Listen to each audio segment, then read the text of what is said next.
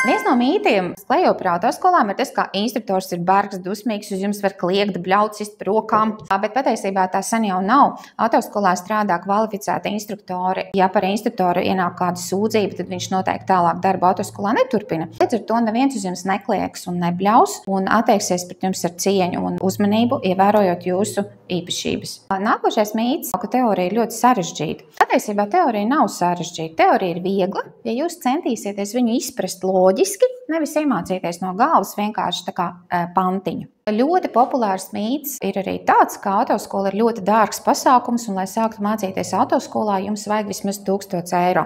Bet patiesībā tā nav. Mūsu autoskola ļoti orientēta ir uz to, lai nāktu pretī katram cilvēkam individuāli, un jums šo maksājumu grafiku var sadalīt kaut vai pa 20–30 eiro ik mēnesi, lai varētu tiesības iegūt ik viens.